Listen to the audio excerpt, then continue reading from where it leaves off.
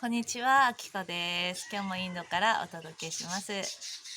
竜祭りの方ありがとうございました。めちゃくちゃ楽しかったね。もう年末年始みたいになっちゃったね。なんか年明けちゃったみたいな感じですけど、本当にね、だいたい1ヶ月以上前からかたくさん用意していただいて、やっぱスターシードサロンがなければね、本当にこういうお祭りとかもできないんですよ。本当にできなかったんですよね。でたくさんのねスターシードメンバーのこの個性ですね。こんなに目に見えないことを捉えてる人がいるとか、多様性とか、やっぱ自分を表現するの怖いですから、怖いけどそういうさ表現をの爆発みたいななんかね、いろいろ見れて楽しかったね。で本当チャットもね盛り上げてくれて、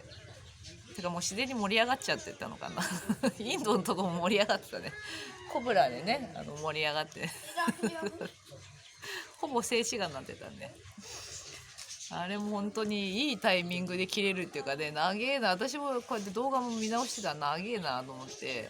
でいいタイミングで切れるっていうね、本当宇宙の計らいというか、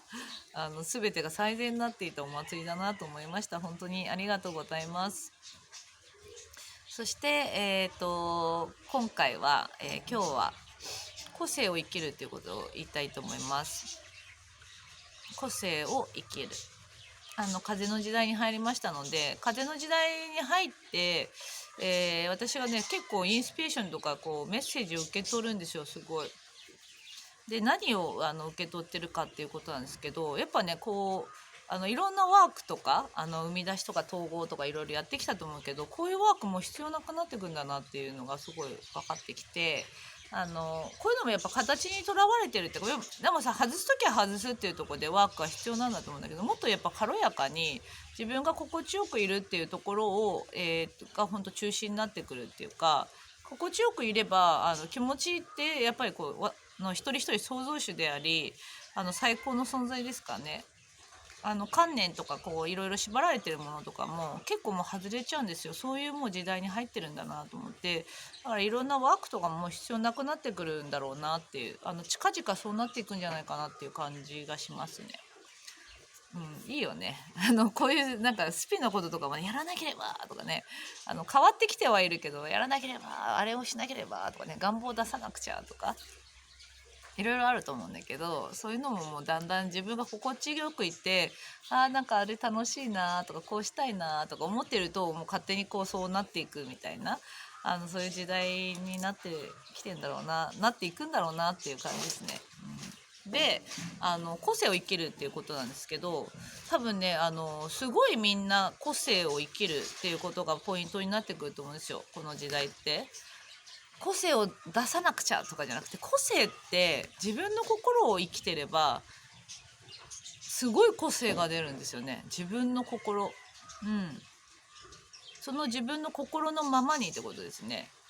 結構私たちっていつも違う自分を偽ってさ、ちゃんとした自分とか周りと合わせた自分とかを作り出してたりするから気分悪かったりする。気持ち悪いってことですね。なんかこう自分が心地悪いっていう感じ、でずれてるんだけど、気分よくいるようになるとやっぱ自分の心を生き出すんですよ。自分のやりたいことに、だからそこで一回戻してあげて心地よく自分がいるっていうことが大事だと思うんですけど、これやってるとやっぱり自分の心を生き出すから、この心を生きるってことはさ、個性がすっごい爆発するんですよ、本当に。もうね、自分自身の個性って誰とも被んないんですよね。でしかも強烈なんですよ、個性って。本当にそのね、個性が強烈なのが面白いんだと思うんですよね。で被らないから、だから本当にみんな自分の心を生きるってことをやっていくと勝手に個性が出てくるっていうことが分かったんですね。今日朝瞑想して、みんなで瞑想してんだけど、スタシドサロンで瞑想やってるんですよ、毎朝。でそこでそう言ってなかったね。そう瞑想してて創造主の瞑想やってるんですけど、これやっぱり結構いいインスピレーションが降りてきて、今日はだからその個性っていうところで、個性って出そうと思って出すものじゃなくて、やっぱ自分の心を生きてると個性が出てくるんですよ。だからでそ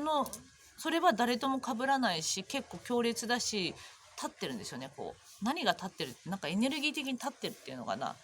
目立つというか、すごい傍から見ると変わっていたりとか、なんていうのかな、すごく独特だったりとか、すごい心地よかったり、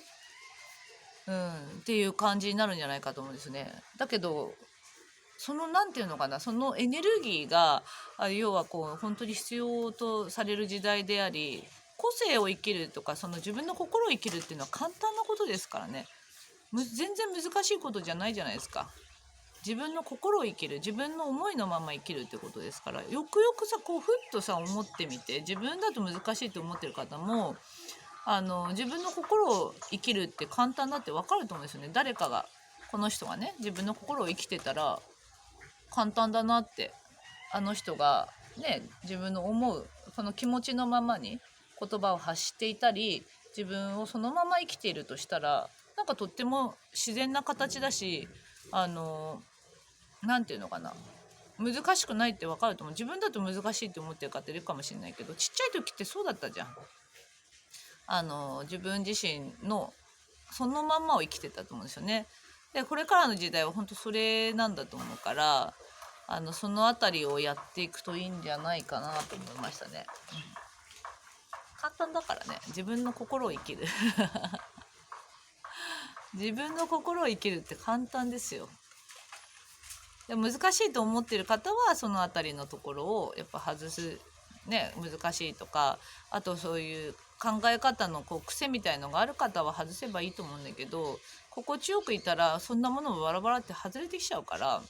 それでもいいし、どんなやり方でもいいと思うけど、もう頭でっかちな、こうしなければああしなければとか、なんていうのかな、あなたがどんな風に生きようとそれは全部最善の流れになってるから、もうねこのエネルギーの変わり目変わり目節目節目でやっぱり感じることっていうのは、やっぱ光が本当強くなってきて軽くなってきてんだよね。もう地球全体が本当に軽いから、私たちってここに住んでいて、地球人ってさやっぱり地球に住んでるから、地球とともにやっぱり上がってってるんで、自分がなんかこうなんでいろんなことを地球とともに手放してるんだと思うんですけど、こういう節目節目で勝手に私たちもこうバージョンアップしてるっていうか、っていう感じをすごい感じて、面白いなって。だから心を生きるってことも頭で考えなくても自然にそうなっていくと思うから、個性が爆発する時だと思いますね。個性がもっともっと際立つ、個性が際立つ時代で、その個性っていうのは誰にも被らないから、自分の個性を生きる。個の性って書くもんね。